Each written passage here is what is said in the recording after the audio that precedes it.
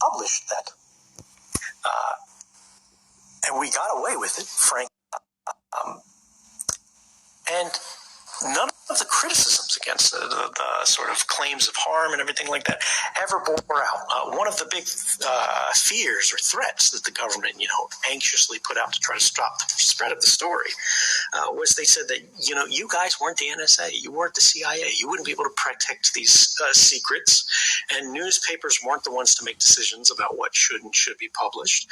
And if you tried, the world was going to fall apart. The oceans were going to boil off, the atmosphere was going to catch fire, and everybody was going to die because the system of national security was going to fail.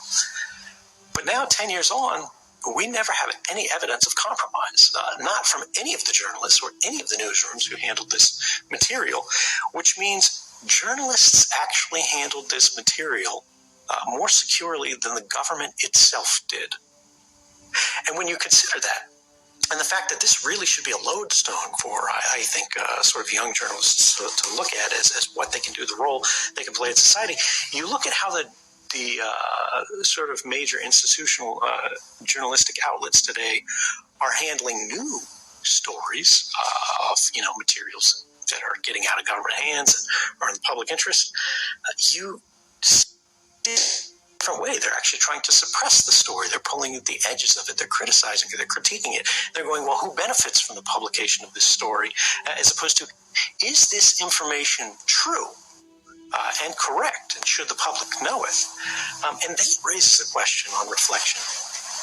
If someone like me came forward today, would we still be able to get it reported?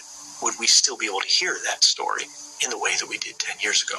Yeah, the reaction of the media at the time, I think people have forgotten as well, was really quite hostile. The first time I went to meet the press, I was asked by David Gregory why I shouldn't be in a prison cell right alongside of you because of the role that I had played. There was, multiple people who were saying the same things. Andrew Ross Sorkin of the New York Times and CNBC basically said that he also thought that should be my destination, is sharing a prison cell with you. But one of the criticisms that you got, it was kind of from both sides of the political spectrum, was why didn't you just simply take the archive that you had in your possession and let the public see all of it? Why didn't you just put it on the internet? Why did you come to journalists and ask us, or really not even ask us, but insist as a condition to sharing it with us, that you wanted us to curate it and decide what the public should and shouldn't see?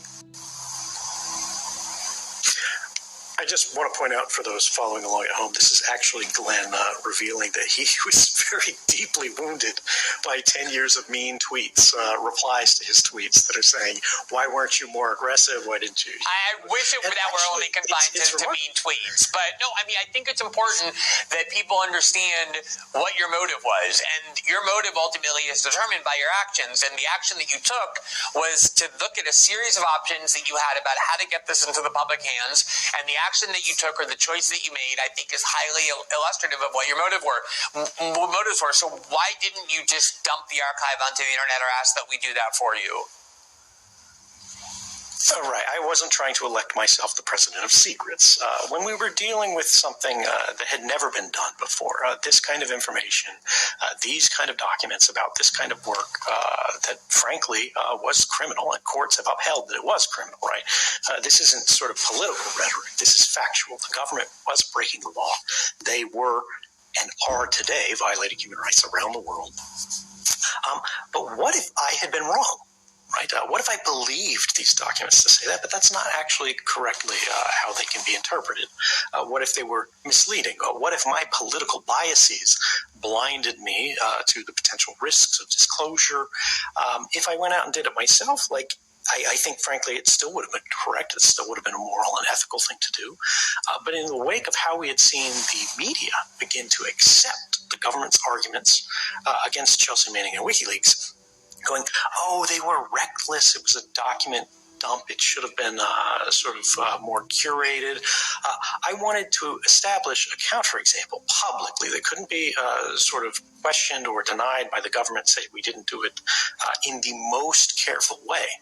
not to discredit Manning or WikiLeaks, who I think did nothing wrong at all, but to establish that the government's response would not differ, in fact, between sort of where you just have a bare disclosure and where you have sort of curated journalists going through this and making decisions in the public interest, right? So this is why I work with journalists, and I said, you shouldn't publish any story just because it's interesting, just because it's newsworthy. These should only be stories that you believe the public needs to know. Before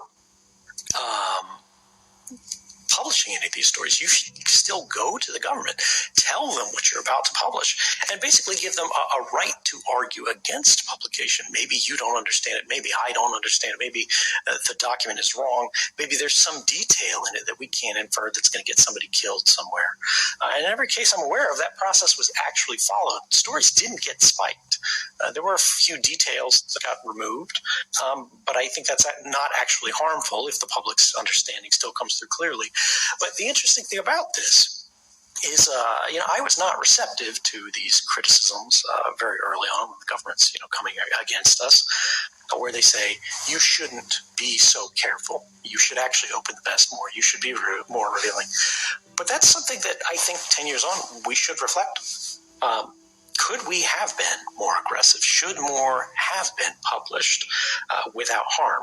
One of the remarkable things 10 years on is no government in any country, and there were a lot of them that were implicated in this kind of behavior, have ever shown any evidence of harm as a result of these publications. That is remarkable because, all of these agencies have incredible resourcing, and they were looking very hard. They were assigning hundreds, sometimes even thousands of people to do sort of triage responses to this, read through all the documents, look at every operation that might have been implicated in that, and go, can we show, somebody somewhere got a stub toe because this was out here, then we'll leak it to the New York Times, and, we'll have our counter narrative that these people were reckless. That never actually happened. No one was hurt, but the public interest was served. Should we have gone further? Should we have been less careful and in fact, more open? I think that's an interesting question.